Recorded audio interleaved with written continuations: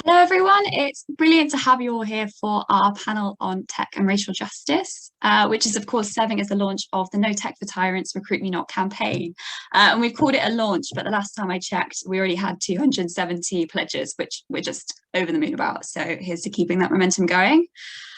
Just before we get things rolling, a bit of housekeeping. We will be recording this event just for those of us who couldn't make it this evening, so just be aware of that. And then also after the panel discussion, we will have a Q&A, so please drop your questions just into the chat box, just as and when they come to you, and we'll be asking those later in the event. So brief introductions. It's a bit of a bumper collaboration. So I'm Eliza, I'm from Cambridge Tech and Society. We've got Armin from Edinburgh Digital Rights Society. It was a wave, nice. And of course, Malika from No Tech for Tyrants, who will be taking the reins a bit later on to introduce Recruit Me Not. But we'll all be kind of like chipping in here and there with some hosting. We are just absolutely thrilled to introduce our speakers today, who have been so kind in sharing their time with us. Mutale Nkonde is the founding CEO of AI for the People, which works to eliminate the underrepresentation of Black professionals in the US tech sector. She is currently a fellow at the Digital Civil Society Lab at Stanford and an affiliate at the Berkman Klein Center of Internet and Society at Harvard. She has advised the UN and is part of the team that helped to bring Algorithmic Accountability Act into the US House of Representatives in 2019. So thank you so much for joining us, Mutale. We have Kim M. Reynolds, who is a critical media scholar, artist, journalist, and activist organising with our data bodies. A US-based project giving voice to marginalised communities experiencing surveillance and database discrimination. Kim has studied global media and communications and political science at the London School of Economics and the University of Cape Town. She co-produces the radio show Blackness and Dance and is a tutor and guest lecturer at the University of Cape Town with the Film and Media Department. So welcome, Kim. Thanks so much for coming. And we have Ezinne Nwankwo, who is the recipient of the Harvard Cambridge Fellowship. And here in Cambridge, she is part of the Leverhulme Centre for the Future of Intelligence, where she is involved in a project on decolonising AI. She holds a BA in Applied Mathematics from Harvard University, where she was Vice President of the Harvard Black Students Association. So thank you so much, Ezinne, for joining us. So I'm going to pass over to Armin now, who is going to get everyone up to speed with what happened to Dr Timnit Gebru at Google, just before we get things rolling into the panel. Thanks for that, Eliza. And yeah, as you said, I'll just give a bit of background on much of the reason why we're having this event in the first place. So late last year, Dr. Timnit Gebru and Dr. Margaret Mitchell, both co-leads of the ethical AI team at Google, together with two further authors, wrote a paper on the dangers of large-scale AI language models. And just for someone in the audience that may not know, language models are basically AI programs that can predict the next words based on either the preceding words or the surrounding context. So they're in use in many industries, and one good example that everyone will be familiar with is just autocorrect on the smartphone. And the paper that they wrote spoke about many dangerous aspects of these language models, amongst them just being the environmental cost of training the language models, because it takes massive computational resources, but mainly about the ability of these models to entrench hegemonic viewpoints when they're in use. So the way this works is that when a model gets trained on data sets that are not diverse and often explicitly racist and sexist, so an example of a data set such as this would be when the data set is comprised of content from social media on the internet, so of Facebook or Reddit. And when the model is trained on those data sets, then it learns those biases. And when it's in use, it entrenches the biases in the real world. And Google uses these kind of models extensively, especially the large-scale language models. And they censor the paper. And when Dr. Gebru pushed back, her employment was terminated. The firing was unjust, it was without reason, and it was indicative of structural racism against Black women at Google and in the tech industry. And additionally, since December, Google has also fired the other co-author, Dr. Mitchell, from her employments at Google. So for our first question for our panelists, and this is an open question to all panelists, please feel free to respond. What were your first thoughts when you heard about the firings? And what were you thinking when you first heard?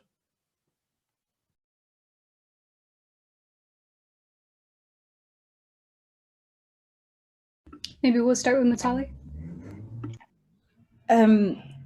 For me, it was incredibly triggering because very early in my own career, I had worked opposite Google and their I can't even remember what it was called, their external affairs team. And under that was really charged with speaking to policymakers and other major stakeholders in New York City around what was going to be the expansion of the Google campus. So it was in an area that probably would take you from like Trafalgar Square to Leicester Square, if you imagine that whole area being a Google campus. And it was around the time that Cathy O'Neill had written Weapons of Math Destruction. So as I was doing this work, I was also starting to read much more critical literature on technology and bringing it to external partners as well as Google partners and saying, look, there is bias in design, and this is what it looks like, and being told that I shouldn't read that book, being told that I shouldn't discuss that book, and then watching kind of being pushed from one assignment to the other, and then eventually being pushed out. And that was almost 10 years ago. So when I read this, the thing that really hurt, because it's easy to individualize when it happens to you. It's much more difficult to deal with when you realize that this is a pattern of abuse and the behavior is the same. The only thing that I really did like was when this happened to me, nobody cared. But when this happened to Dr. Gebru and Dr. Mitchell, there was an immediate backlash. White colleagues were standing up for Black women, which was not something that I had ever seen or experienced. And there was an international response. And so even the press I did around the time, I had thought that whites only signs were a vestige of Jim Crow America, only to find that that seems to be the case in Silicon Valley. So I was incredibly disappointed. Ezinne, would you like to weigh in? Yeah, I also just wanted to weigh in a bit about my background, just because I think the bio you used was a bit outdated. So I've since left Cambridge and am now a grad student at Duke University and also a board member on Black in AI. So I've been doing a lot of work directly to just get more underrepresented backgrounds in the field, and also direct work with Timnit on this idea, on just bringing more representation into the field. And so I think for me, when I first heard about this, I was just really concerned, just like concerned for Timnit's well-being, and just because I could not imagine like how she must be feeling or what she was going through personally. And I think it was also like really frightening for me as like, you know, a new researcher in this field who is interested and wanting to do research in AI ethics, just like feeling like, wow, if that could happen to someone that I just like looked up to and really valued the impact of their work, like if that could happen to somebody and the retaliation that she received, then it just became really frightening for me. And I think, and it has happened to a lot of people, a lot of Black women, especially, I think because this was somebody that I guess I had like a direct connection with, it just felt like, it just like made it more clear and even more frightening. And Kim? I echo the sentiments around a real sense of sadness and frustration and empathy towards Dr. Gebru. As someone who is also, you know, I haven't said that I've employed in the tech field. I've worked more in the media side and also previously kind of in the music and art side, but understanding the consistent kinds of mechanisms that stifle Black people, particularly Black women and Black femmes, you know, through various different ways. If you aren't flat out, you know, dismissed in that way, you find yourself kind of being stuck at certain rungs of employment. You find, you know, an incredibly hostile environment. So it's disheartening, and it was, I think, surprising in the speed in which it happened. But I agree with Mutale that the solidarity that poured out almost immediately was really, really strengthening, and I think speaks to like the importance of having kind of a coherent kind of community and sense of understanding of like what in how this world treats Black women and Black femmes. And so having that kind of solidarity pour out so quickly was really something. So yeah, I was surprised, but I think Dr. Gebru having her own, platform via Twitter, and kind of people having places like Black and AI are really quite amazing. And so it's both like, yeah, real fear and empathy, because I think a lot of us kind of know this feeling all too well. And that kind of insecurity all too well, but knowing that we're continually building other systems of supporting one another is exciting in the ways that it can be. Yeah, thank you very much for that. Thank you for those answers. And I think something that's very interesting about the paper itself and about the whole incident is that the authors didn't really consider what they were writing to be controversial, and they were really surprised by the amount of pushback that they had from Google and really from the industry.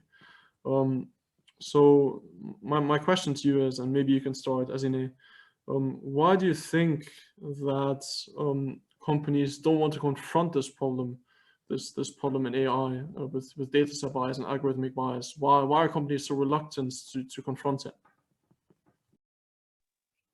Yeah, I mean, there's probably a lot of reasons. I think something that maybe that I've seen and read other people refer to is like kind of just like this clear and longstanding tension between the pursuit of social justice and the profitability of these types of technology. And because oftentimes like pursuing justice means saying no to the building, using, and selling of this technology, it does, I feel like that might be part of the problem, because they're kind of tied, and it shouldn't be that way. In terms of, why now, like why her, I guess it's like, this has happened before, like a lot of people have mentioned already, like this has happened to other researchers, other technologists. And so this is not the first time, but it is quite remarkable how people have been responding to it and pushing back even more. And so maybe there is like a turning point to try and push, these companies to not retaliate in this way, and to kind of value racial justice and other forms of social justice more than they value the profit of this technology. Yeah. Yeah, thanks for that. Would anyone else like to weigh in, Mutale, perhaps? Yeah, so in 2019, myself, Jesse Daniels, who's a sociologist at the City University of New York, and Darshan Mayer, who's a computer scientist at Bucknell, published Advancing Racial Literacy in Tech, which was a report that we wrote through Data and Society, which was an ethnography of 50 technologists broadly, but half of that sample were VPs within Silicon Valley firms. And we asked them quite flatly this question, Armin: what is your view of race? How do you think race impacts technical architecture? And what would it look like? We didn't have the language of anti-racism in 2019, and we didn't use that, but we asked this speculative question.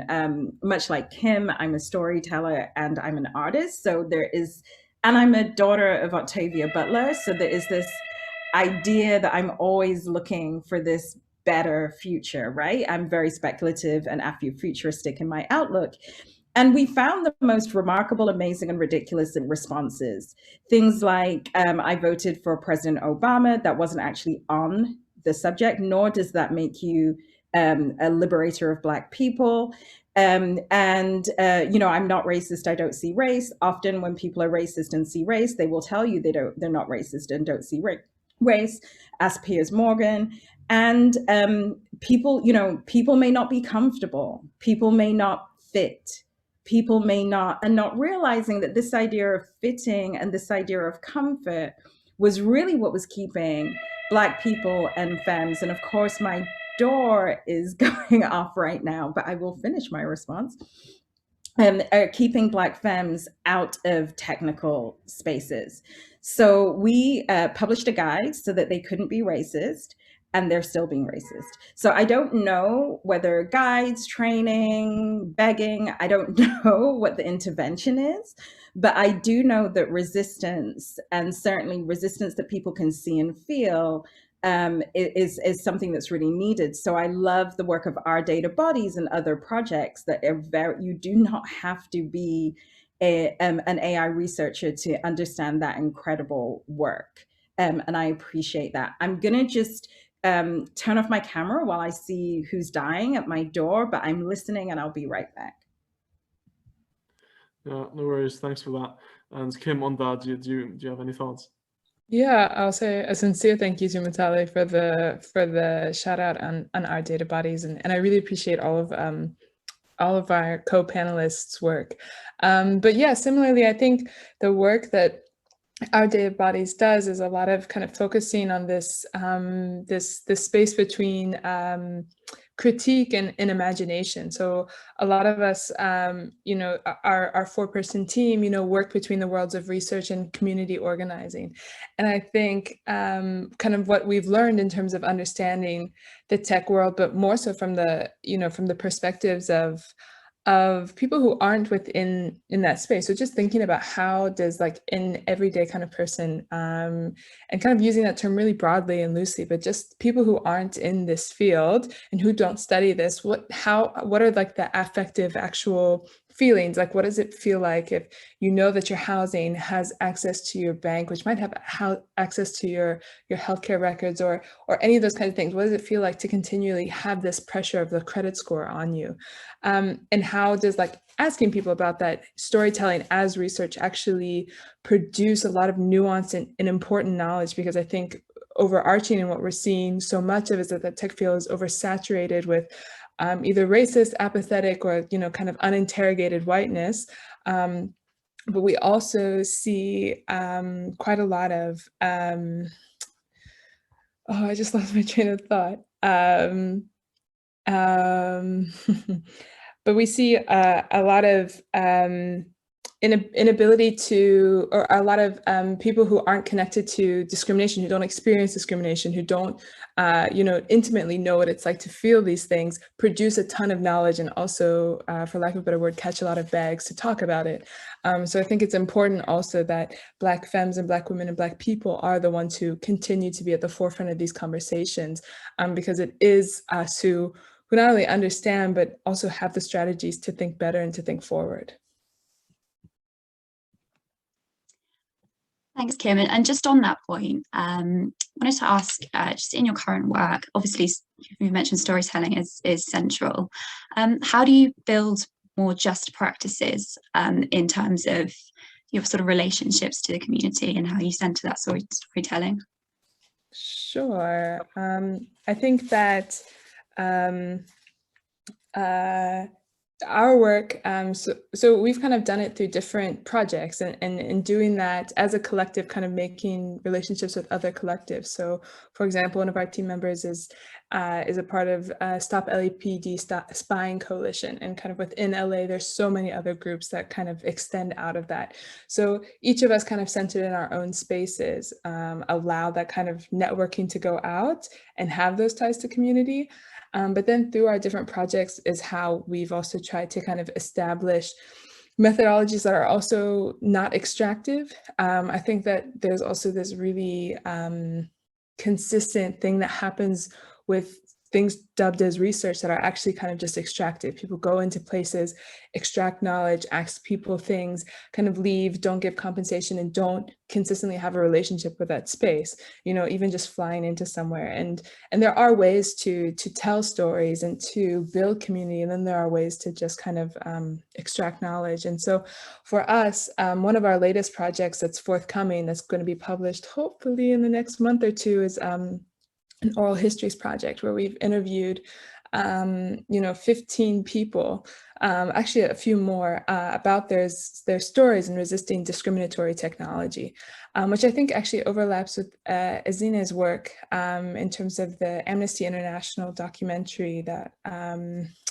featured Chene Morin, who is a tenants' rights advocate as well as an artist. And so getting people's oral histories and kind of putting them together as a blueprint, knowing that we're kind of all trying to find more and more ways to resist technology, I think has been really useful for us at ODB, but also useful for us to just kind of know, because I think that's some of the most silencing tactics is when we don't know, and we often think that this is just happening to me, or I don't know how to resist the implementation of facial recognition technology. How do I even begin?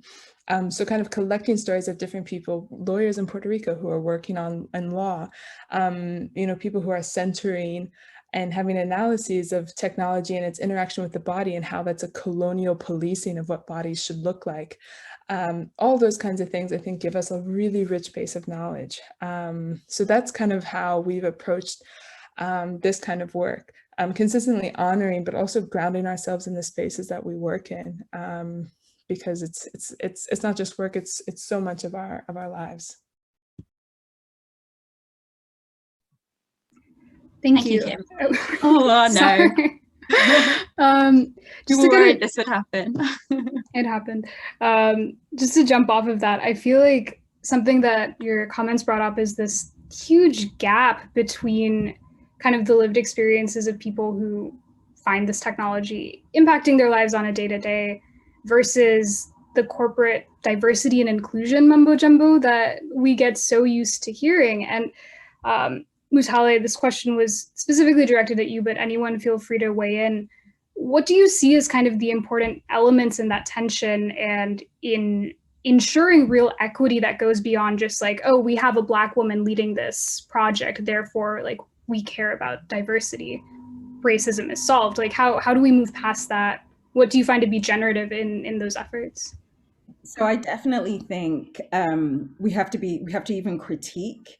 I have spent most of my tech career asking to be left out of diversity and inclusion. Like, please don't include me in anything that is ultimately a capitalist project, right? So we all live in capitalism, but I really don't believe that data and my data and the data of other people should build these empires that don't serve us. And that really came out of AI for the people. I'm a filmmaker, so most of our outputs are film, but I always say if the next person that leads it is a sculptor or a dancer, then they will be, they will be that art. And one of the things that we look at in terms of our film is what is power. And if there isn't a sharing of economic power, so we're very, very clear that working with us means that you will get a tech salary. If there isn't decision making, it's great to have Black women leading things, but I'm constantly in situations where even when I hold the expertise, I'm not trusted. And who's leading the strategy, right? So if diversity and inclusion means that I'm going to be on a team, if I'm not empowered to do any of those things and even really rethink what it means to bring people in, to mentor them, I often find that when I'm bringing people in who have lived experience, so in the case of AI for the people, we tell our partners that the prison guard and the professor are as valuable to us. Because if the prison guard can tell us what happens in the day-to-day, and then the professor can theorize about why it happened, then we feel that we're in a good place, but we're not going to create hierarchical structures. And I often feel that in DEI conversations, it's more about this Black woman. And just to kind of go back to Timnit's, she's a friend of mine, so excuse me for using her first name, case, it is a Black woman that's leading the team. And it's like, not all skin folk are kinfolk, one. And Black places and Black faces in high places doesn't necessarily lead us to liberation. So as you can imagine, my whole tech career was like this long, because I pretty much said all of that before getting fired. Yeah, thanks very much for that. And it just reminds me, Ezinne, you did some work on decolonizing AI. And I just wanted to ask you how you think, the tokenism that we just spoke about affects efforts to try and decolonize AI. how does it change the game, and how does it make more difficult to decolonize AI? Sorry, you're muted. Sorry. Yeah, I mean, I think that this action is kind of working in, or it is working in opposition to the calls that people have made around decolonizing AI.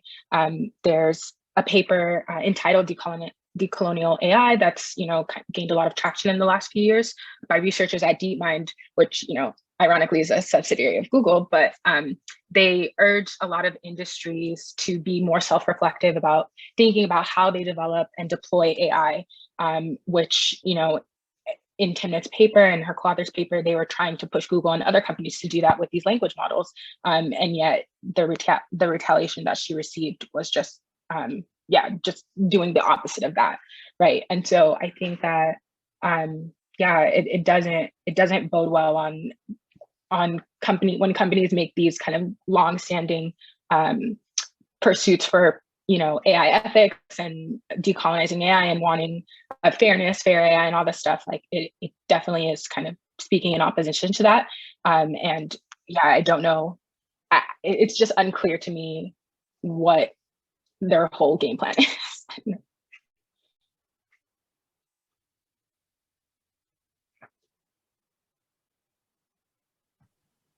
Thanks a lot for that. Does anyone else want to weigh in with their opinion? Kim, perhaps?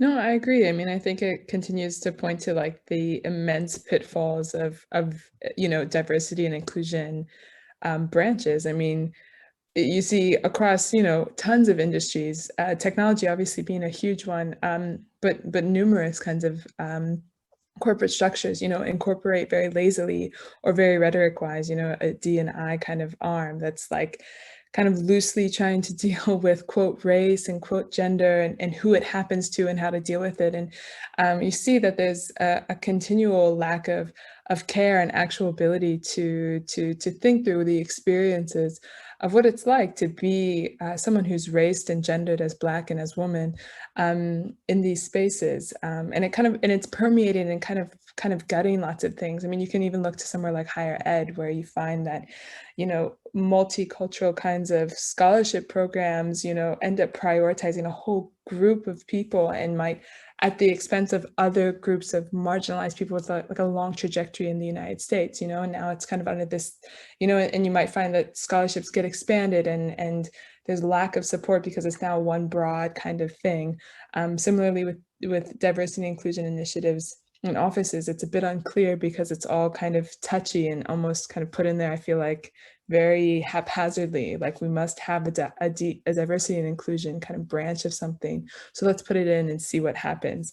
But yeah, it often, as Mutale had noted, like so much of the labor ends up falling on Black women and Black femmes to do the work of trying to like educate or sensitize people to this kind of amorphous and ongoing, you know, violence of white supremacy and racism. So it's quite unclear what D&I efforts try to do, as Ezinne also said. So I think that it continually points to like needing structural change, and if it's not structural change within these giant institutions that we sometimes find ourselves in, it's like really strong networks of solidarity and kind of trying to be safety nets for each other when we can. At least that's how I've kind of tried to navigate different kinds of structures that I've worked in and that our data bodies have worked in collaboration with. And can I just add to that, that in the D&I efforts that I'm familiar with, there is an assumption that white isn't erased and there is no discussion of power. So if we are not discussing race and power, then I get bored really quickly. And then there is this position of white women who are discriminated against horribly, often within these systems, and can be discriminators as well, within these systems as well because of access to whiteness. And I always remember showing up at some is it DI, whatever, die is what I call it, but showing up at one of these places, and white women were everything. They were the Black people, they were the folks with disabilities, they were the gender people, I was like, whoa, this DI thing got real undiverse. And so it's the good thing about Google is that it had great food. So if you're hungry, you might want to go to that meeting, but probably go back to your desk after that, or find another desk.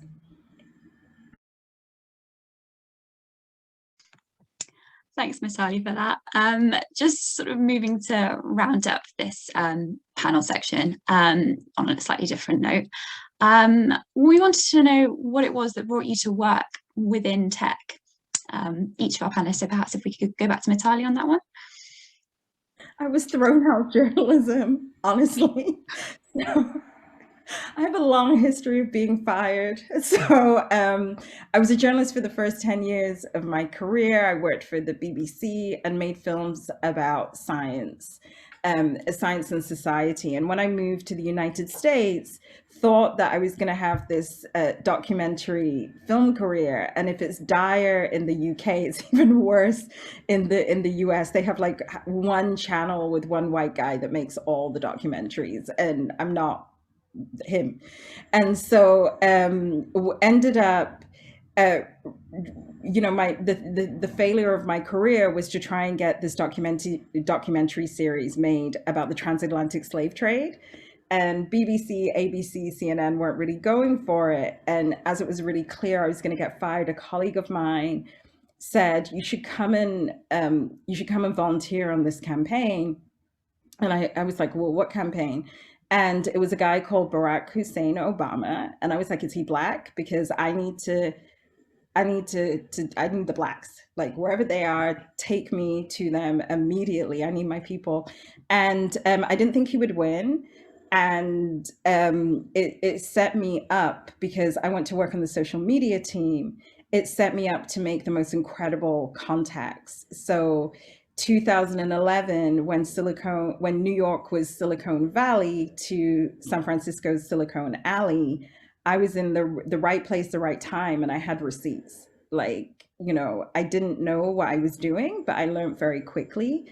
And they just asked me, they were like, there's this company Google, are you interested? Do you want to come? And then literally fell into that and blagged as much pay as I could before getting fired from there.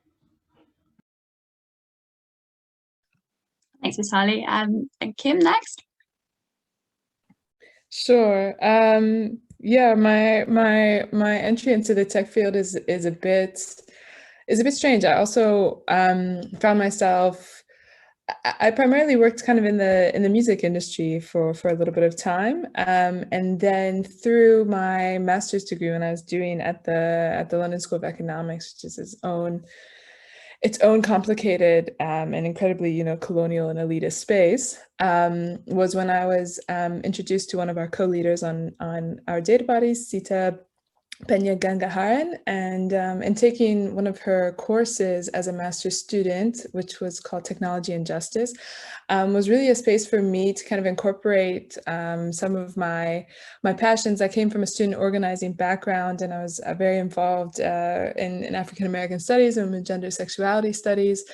And so finding that overlap in tech was really, really generative for me. So like I spent a lot of time thinking about COINTELPRO and kind of these ideas and these really archaic ideas of justice that are kind of permeated throughout media and tech fields, these ideas of justice and the lottery of birth. And you can kind of imagine, what worse situations are, but rather when you continue to hold up systemic, and sustained rather, projects of targeting, when you start to get to the roots of policing, that the root of policing, and anywhere in the world we look at it, the target is always a Black person. the point of policing is to target, to target a disobedient body, and a disobedient body is often a Black body. And we see it play out in so many ways. We see it in South Africa, where I'm based, where I'm not from, but where I'm based, is that continual police violence is only directed at Black people, right? And we see it obviously in the US in a very reified and an intense way against, oftentimes a white officer to a person of color or to a Black person. But nonetheless, my real interest in kind of histories like the US and South Africa, and the overlap between surveillance and kind of what that tells us about the world, is kind of what propelled me into the work that Our Data Bodies does, which is kind of looking at how technology and big data reproduce racism, how innovation is often not innovative at all. It's often just another form of targeting. It's another form of data collection. It's another form of commodifying, and it's a bit terrifying. It's a bit terrifying because it's always, it seems to be moving at rates that are really difficult to keep up with as someone who wants to just first critique, before we even get to methods of how do we stop this? How do we put something in the machine? Because it doesn't even necessarily matter who's driving it. We can see Barack Obama can drive the nation, the United States, but the nation, the United States is still going to churn out targeting technologies, immigration and customs orders, immigration and customs enforcement, kind of started like data manifestation projects under Barack Obama. And so how do we find these things to, put cogs in the machine? So yeah, my entry into tech is under those passions around really thinking about what are our other narratives, our other worlds. I mean, we're kind of always developing language intimately to understand what has happened, to this world, and what continues to happen every single day. And how do we disengage from that? How do we find other things? How do we think seriously about care, but also cooperation and solidarity and all these complex things that, require a lot of effort and also require a lot of time that some of us don't have, So through arts and politics is how I ended up in the kind of space that I'm at now, in addition to a couple other spaces that I feel like I occupy. Thank you, Kim. I feel like Ezinne has a very different way in. It'd be great to hear from you. Yeah, so I also started out as a student organizer, fighting for a lot of racial inequity in education that I saw in my school system in Los Angeles, where I grew up. And it wasn't until I got to college, I think, that I really got more interested in how racism and bias manifests in systems, in technological systems. When I took in my senior year, when I took a class by LaTanya Sweeney, who is an amazing researcher, who an AI researcher. She was the first Black woman to graduate with a PhD in CS from MIT, and she did a lot of really seminal work around how bias manifests in search engines. And so when she has this study where she Googled her name, and a lot of advertisements around being in jail, needing bail for jail, or other kind of these stereotypical views of Black sounding names came up, compared to when she Googled white sounding names, right?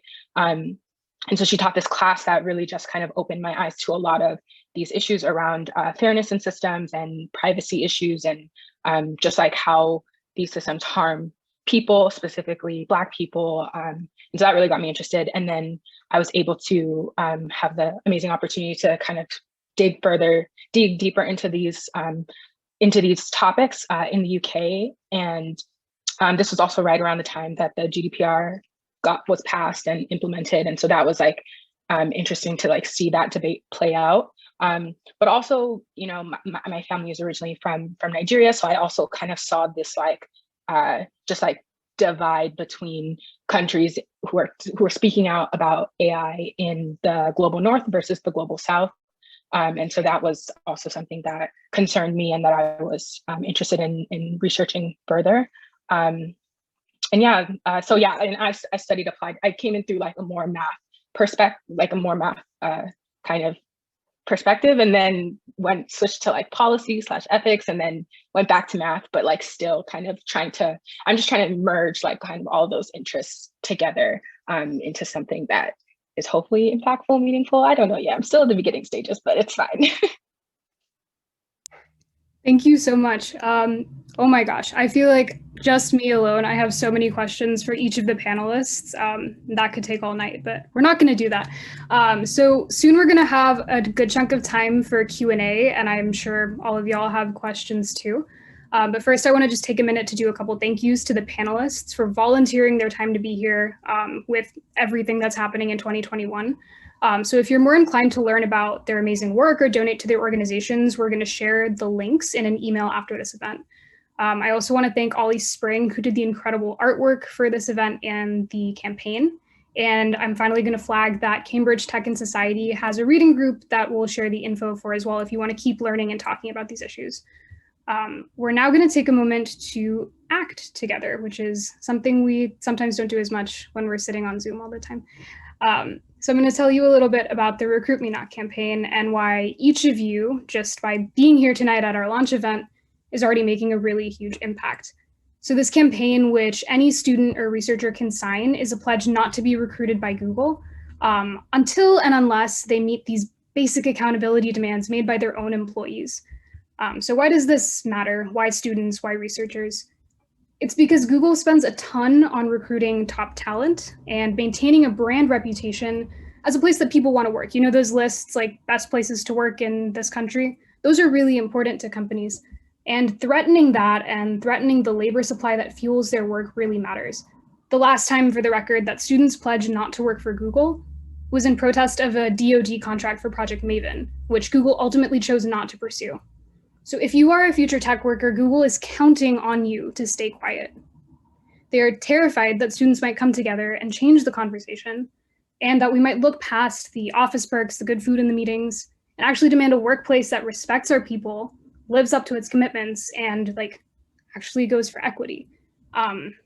They're terrified that we might not let this momentum die down, and that we won't let it blow over. So while we're gathered here, we're going to show them that. We're going to take 2 minutes for action.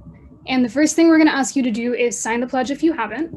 If you're not a student or a researcher, please take a second to share the pledge with someone in your life who might be. The second thing that you can do is tweet your reason to say recruit me not. So for example, I say recruit me not because I want a workplace of equity and not just diversity. Or you could say something as simple as because I stand with Timnit. So you can type it or write it out and take a photo. Tag us at No Tech for Tyrants and use a hashtag, and we're going to get some of that momentum going. And then we're going to have a rad Q&A. So I'm going to see if I can share my screen.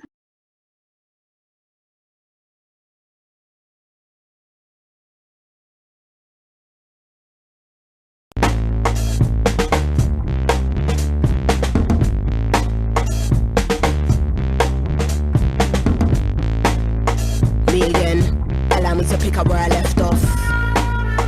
The biggest phenomenon, and I'm Picasso with the pen. Niggas always talk shit until I hit him with the realness. Figured I should say something, but you don't wanna hear me vent. You can talk bad all day long, I will never be impressed. Don't know what I did to make you feel that you be earning my respect. You will not scare me, no, you are not a threat. Anyone I wanted, they can get it in a flash, no sweat. If you're gonna talk on my name, be say with your chest. Got my team on deck, taking out all pawns on my night, got your queen in check, mate. Don't get touchy, don't be getting nigga feelings. All I do is kill shit, even when I'm chillin'. I'm Jay-Z on a bad day, Shakespeare on my worst days. Never been a punk, trust you can get it in the worst way. Fuck it, let me get a birthday cake and it ain't even my birthday. Cause when I switch, then they wanna say that I'm a bitch. You're not listening, you're not listening. I said it with my chest and I don't care who I offend. Came through swinging at the gate on a mad one, no fucks. Step into the kid trying to bring it, I promise you'll have no luck. You sold out for a quick buzz, and honey you got no love. No less than what I know that I'm worth, and I won't budge. In and out the doorways, jigging through the broad day. And anywhere would I be I went in none of your way. I've been exhausted, man, I think I need a tour break. Might take a trip to the Philippines and my Spanish boy hold a hay. Hold on my plug, I come back in town and I need an ounce, give me more flames. Take mom on the street, like get anything you want, this is your day. I follow the white rabbit, got a couple carrots, I know that I got bad habits. Trying to find a balance, I'm in the store like I wanna have it, I gotta have it. You are not the toughest or baddest, my pet is the maddest. I probably any careers and it's never right, I'm honest. Gas 7 lane, even on 10, and still they can't manage. They think I'm a shy one, like no, Sims won't flip. But when I switch, then they wanna say that I'm a bitch.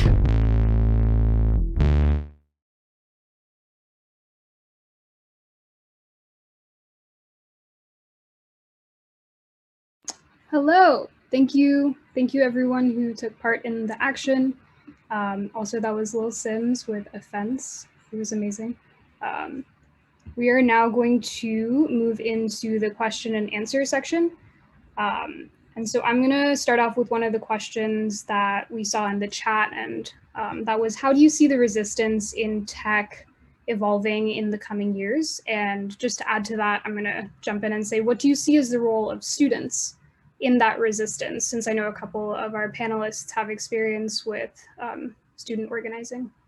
And so anyone feel free to jump in on this one. I can try both. I think in terms of the future of resistance, one of the things, and it sounds like Kim, you're with us on this journey, but one of the things that AI for the People want to do is to add a technical justice analysis to racial justice organizing. So the idea that if you are a housing organizer, or if you are organizing around food deserts, or if you're organizing around the criminal justice system, that you will also be organizing around tech in solidarity with workers, as well as outside of these companies. And the way that we aim to do that is by creating an archive. So we have the film that we created with Amnesty International, but more than Amnesty International, my friend and comrade Matt Mahudi, who's on this call and recently got his PhD, so congratulations, Matt, making those types of connections where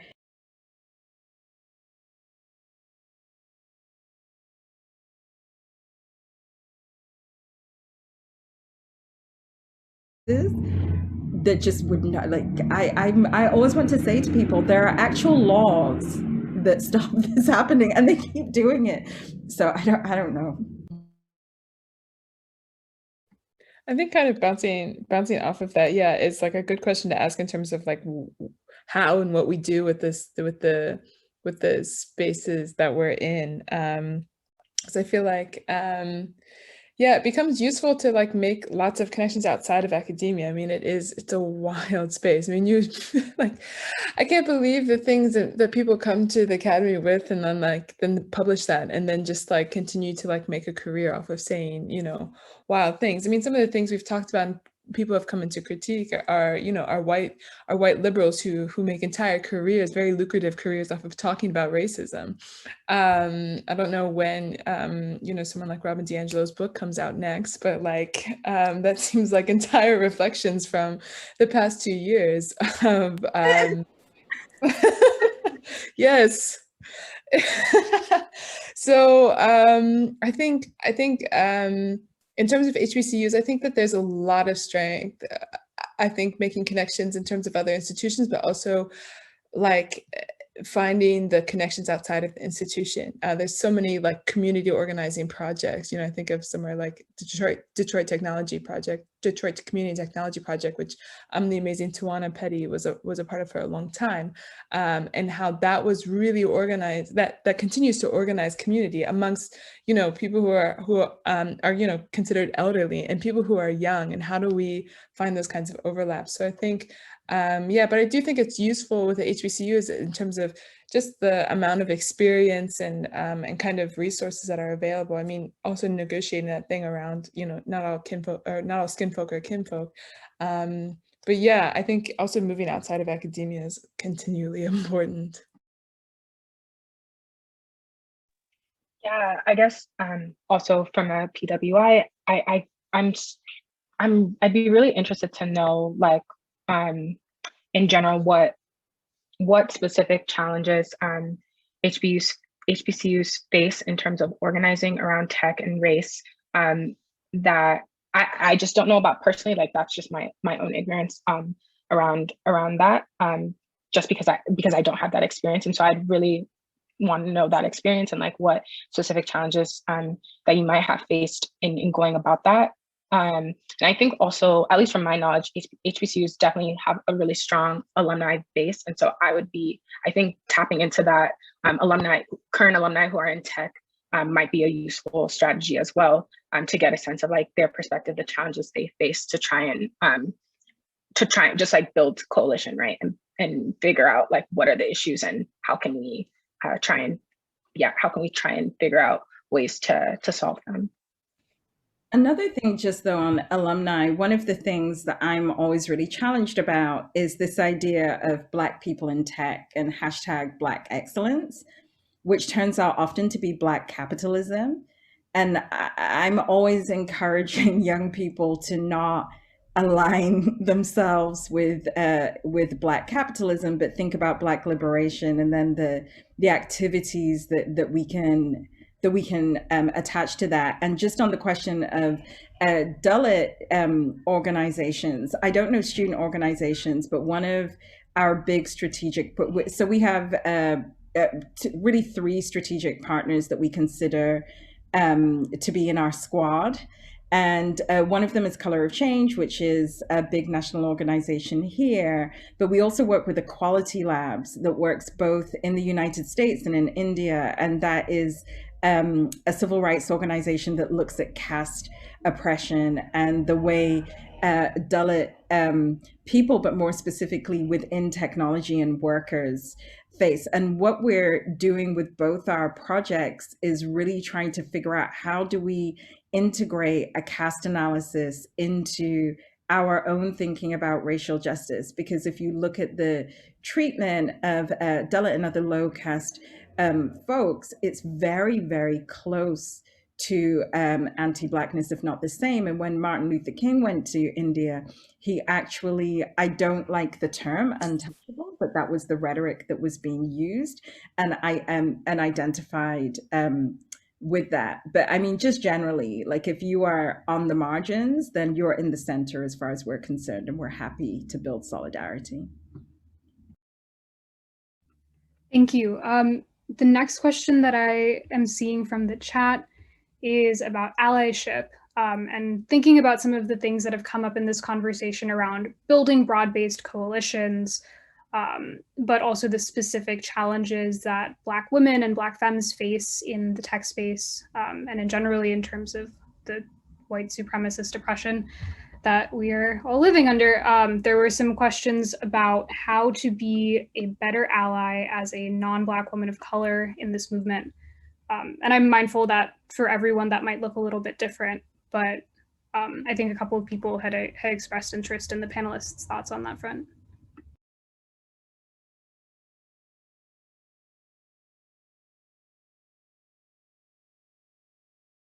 I mean, I don't want to dominate. I can offer a couple of thoughts. Is this just specifically non-Black women of color, or is this just like generally anyone who wants to be down? I think the question as it came up in the chat was on non-Black women of color, but I am sure that general reflections are also welcome.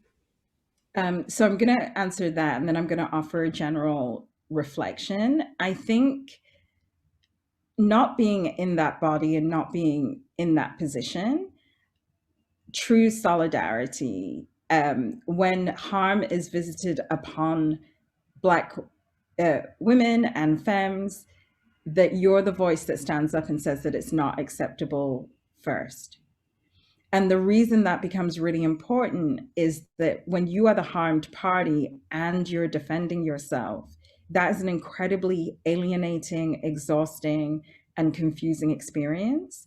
But if other people can see that harm, and if other people can really be the barrier of that harm, that's incredibly powerful. And that's something that I'm very, very lucky to experience in my own life and in my own career, and specifically through the Black Lives Matter moment in this country, where I literally was giving interviews 24/7, every type of outlet, and had those people that were kind of like, me too, she's telling the truth, that's right. Often, 어때? 표정 어때?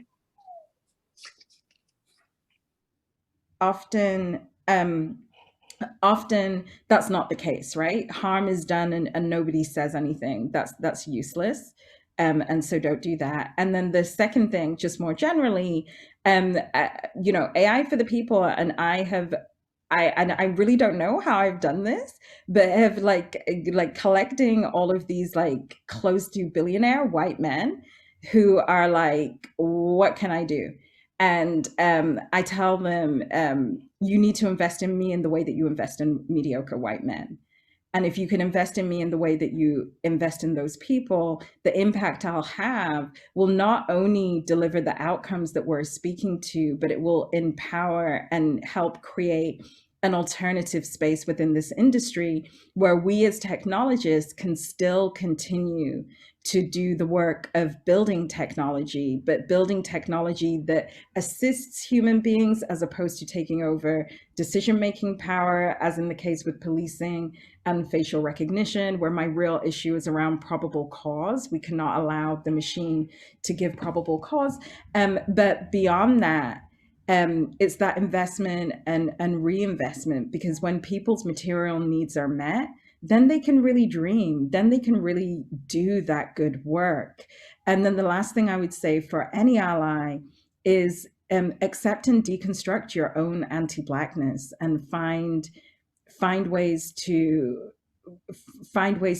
surface and heal. And don't ask me to teach you anything, because they're books. So that part too. Books by Black people. Yeah.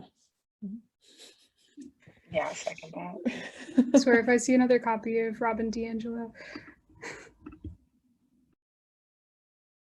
Sorry, I didn't know if another panelist was going to jump in. No, I think, Mutale, you really covered a lot of the bases, at least from my reflections. Yeah, I guess I would just add, just like, educating like your friends as well, like, and family members as well, just because, yeah, it is when the burden is always placed on Black people, on people who are oppressed, like it's a lot. And so I feel like if you can do the work to try and educate those around you, families as well, and I guess don't always assume that all Black people will. I mean, some are willing and open to do that, but don't assume that everyone is. And so trying to do the work yourself, I think is really, yeah. Sorry, I couldn't let that go. Educate your family without saying, but it could turn out very Prince Harry for you. So, True. know your people before you start that work. Thank you. Oh my gosh, so much to unpack there. But I'm gonna, just for the sake of time, move to the next question, which is about AI corporate ethics. And the question is that AI in corporate ethics is often a smokescreen or an exercise in ethics whitewashing for data extraction, surveillance capitalism, business model as usual. Arguably, big tech can't be ethical because by design it exploits.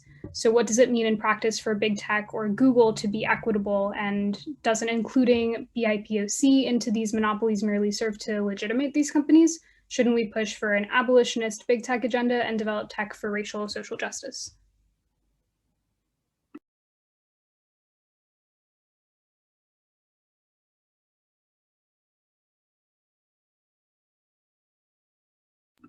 It's a big question. I think maybe, oh my gosh, I don't want to like pinpoint anyone. Some of our speakers have unmuted. I'm going to mute myself now. Oh, okay, I'm going to mute. I mean, I was just going to say that, I mean, I just have not had the experience of working in big tech. So I guess I'm a little naive when I'm speaking on this, but I do think that the idea of pushing for developing tech for racial and social justice is definitely a way to go. Just because, you know, yeah, I guess I do believe that coming from that perspective, sorry, words. Yeah, I don't know. I guess the idea of like building tech for that purpose really just resonates with me. And so I guess I'm for that. But yeah, I don't have that much to say on the what in practice, what does that mean in practice for tech companies? Yeah. The only thing I was going to say is that I'm very skeptical of anything that talks about ethics when we have like a whole body of legal scholarship that can speak to racism, that can speak to sexism, that can speak to the treatment of trans and non-binary people. And so when you're talking about ethics, it's very difficult to identify harm. And when I was doing policy work in DC, I spent so much of my time saying, rather than giving me another framework, who cares? Why don't we really talk about how we could sue you and how we could really, if I'm harmed, then I need remedy, or you need to be harmed. And let's take that stance and negotiate from that vantage point, because we both have power. And I'm not asking you to be better. I'm just asking you to stand by the laws that you put forth. And kind of going to Kim's much earlier point, the way in which these systems work, and I'm thinking about facial recognition specifically, hark back to this question to whether Black people are actually people, which dates really back to the finding of the country and this idea of the 3/5 doctrine. But if we look even into the British conception of what a person is and what a person isn't, and how through colonization and the Commonwealth system, you have these, racial castes.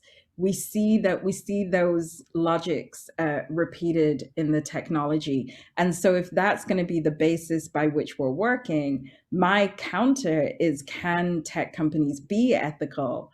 And if they can't, then how do we create these alternative spaces? And that's what I ultimately did with my career. And that's not for everybody. I recognize that, and that shouldn't be the expectation of everybody. But for those of us that are willing to jump out, burn it down, and create something else, how do we take space to make space? And that's a real question, because even on the left, even in movement spaces, even in advocacy spaces, I spend more time fighting for my right to be in that space and advocate for myself as a Black person than I wish I was in a tech company, because at least in a tech company, I'm going to get what I'm saying. But, policy is the delivery system of ideology. And the minute that you start to tell me there is a rule around how we do this and how we do that, then my thing is, I need to break that rule, because it doesn't serve me. It doesn't serve people like me. And I cannot be the only person in this field. There should be many, many, many Black women and femmes doing this work and doing it in a way that they find meaningful. Yeah, I echo what's been said. I think it's a really important and interesting question that I think really guides what Mutale is talking about, in terms of how do you, what is the negotiations we're willing to make to like take up space to then make new things? How much, of resource extraction, that I think is what this question kind of points to and can guide us. Because I mean, I think this question actually, can be quite stretchy or quite flexible. We can ask the same questions. What is it worth for Black progressive people to try and work within the United States government? In some ways, we know that the United States government exactly is a mechanism of depersonalization that has been one of the forefront kinds of things that have, determined who is a person, who isn't a person. But also, what is dignity, and who does it come to? How does human rights work? Whose whose human rights are always violated and who gets dealt human rights. Even, you know, the decolonization of human rights is a really important kind of question to ask, because it's often just kind of paternalism at the very center of it after hundreds and hundreds of years. So I think, yeah, it's an interesting question that I think Black in AI has kind of been addressing, is like, how do you decolonize something that, you know, at its very function and core, you know, feels exploitative, feels extractive, and is beyond it, you know, feeling that way. So peopling, so I think, you know, steering away from, you know, all these kinds of articulations we've had from someone like Audre Lorde or Angela Davis, who talk about, you know, not wanting to populate or people systems with colorful faces, assuming that will, you know, be able to address the problems that we have before us, but kind of using this critique as a guiding form and trying to find those collaborations, because I think with our data bodies, we find those same kinds of things. You know, some of us within, you know, community organizing, someone like Blue, who has worked with, Blue Lewis, who has worked with the movement for Black Lives, as well as movement within Charlotte, North Carolina, is always negotiating those overlaps between working and lobbying your local government and trying to find your, you know, your abolitionist expression. Same thing with kind of facial recognition technology and the work of Tawana Petty. On the front lines within Detroit, you know, that's going to police commissioner meetings. That's intense and really hard and triggering work to do as a Black woman, to go to police and try and present this information that you've come up with through your own, you know, hard research and your own lived experience. So I think I really agree with this question, and that, like, yeah, I don't know if what those kinds of questions, if they can be answered, but what they really propel us towards, because I think that question's been asked in so many iterations. How do you decolonize the education system? I mean, the education system in and of itself had a very specific kind of point. So I think continually trying to be guided by that question, at least for me, is what I try and do, because yeah, I'm interested in seeing things burn and we build other things. And so how do we rigorously kind of get there?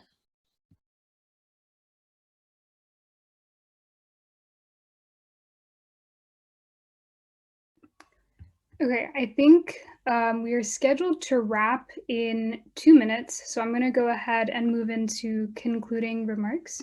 I know we had a couple of questions left in the chat that we unfortunately weren't able to get to, but if the speakers are comfortable when we send out all the info after, we can put in their Twitter handles or where you can see their work publicly. Thank you to all of y'all for being here tonight. And especially to our speakers for sharing their heart and their time and their experiences with us. I learned so much, and I am sure that is the same for everyone who joined us. Please look out for info from us on how you can continue to get involved with the Recruit Me Not campaign, and on ways to continue engaging with tech and racial justice. If you are a student doing organizing work, as I know some of the people in the chat have mentioned, please get in touch with No Tech for Tyrants, with Cambridge Tech and Society, or Edinburgh Digital Rights Society. We'd love to keep working together and build power with you. And let's keep the action coming on the campaign and see what we can burn down and what we can build. Good night. Have a wonderful rest of your evening, and thank you for spending time with us.